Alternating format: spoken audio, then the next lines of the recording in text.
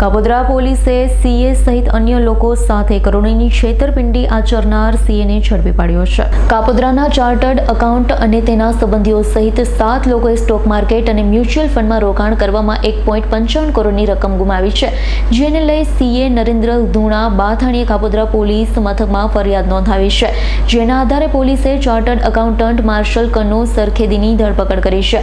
લોભામણી scheme આપી રોકાણ કરાવ્યા બાદ કરોડો રૂપિયાની છેતરપિંડી કરાઈ વધારે નફો મળશે અને તમારું ફંડ પણ સુરક્ષિત રહેશે તેવી લોભામણી લાલચ આપતો આરોપી સીએ ઉઘરાણી કરતા ખોટા કેસમાં ફસાવી દેવાની ધમકી આપતો, જેને લઈ આખરે કાપોદ્રા પોલીસ મથક ફરિયાદ નોંધાતા વધુ તપાસ હાથ ધરાઈ છે, તો ઠગ દ્વારા આચરાયેલા છેતરપિંડીનો આંકડો 25 કરોડે પહોંચે તેનું અનુમાન છે।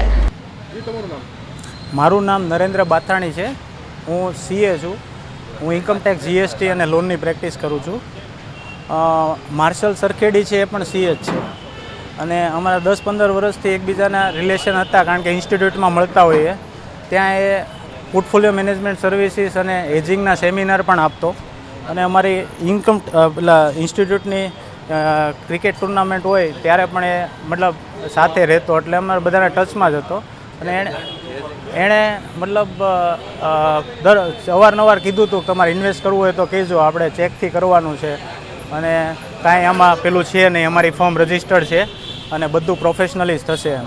તો અમે ધીરે ધીરે 2020થી પૈસા આપ્યા હતા, 10 લાખ 20 લાખ અમારા રિલેટિવોએ આપ્યા હતા અને બધા પૈસા થઈને મારા તો ફેમિલી સાથેના બધા રિલેટિવના થઈને 1 કરોડ 13 લાખ રૂપિયા છે। અને એની સિસ્ટમ જે હતી એણે ઓનલાઈન બનાવી હતી, જેવી રીતે મ્યુચ્યુઅલ ફંડમાં આપણે સિસ્ટમ ખોલીએ તો એવી દેખાડે એવી રીતના એની સિસ્ટમમાં હતી અને અમને એમ હતું કે કંઈ વાંધો નથી। જ્યારે પૈસા માંગવાનું ચાલુ કર્યું ત્યારે એણે ગલ્લા તલ્લા કર્યા, એટલે સિસ્ટમે એણે ઉડાડી નાખી અત્યારે અને એના વિડીયોને બધા મેં સાહેબને આપ્યા છે સિસ્ટમના બધા, અને એની ફોટોકોપી પણ આપી છે અને એ મતલબ ટોટલ 1 કરોડ ને 56 લાખ એની સિસ્ટમમાં બતાવતા હતા મારો અમાઉન્ટ। પછી જ્યારે ગલ્લા તલ્લા કર્યા અને એણે એમ કીધું કે ભાઈ અમે ખોટા કેસમાં ફસાવી દઈશું નામ ને તેમને, એટલે અમે બધા ભેગા થયા, જે લોકોના પૈસા હતા એમાંથી પછી ખબર પડી કે લગભગ 20-25 કરોડનું અમાઉન્ટ છે અને 150 જણા છે, તો બધાનું લિસ્ટ બનાવ્યું અને 4-6 મહિનાથી એની સાથે માથાકૂટ ચાલતી હતી, પણ એ એકનો બે નહીં થયો અને 1 જણા ઉપર તો એણે સામો કેસ કરી નાખ્યો।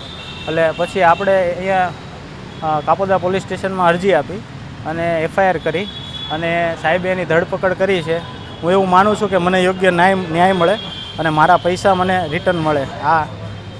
લગભગ એણે 150 જણા જેવા સાથે ચીટિંગ કરેલું છે। Bureau report S9 news Surat.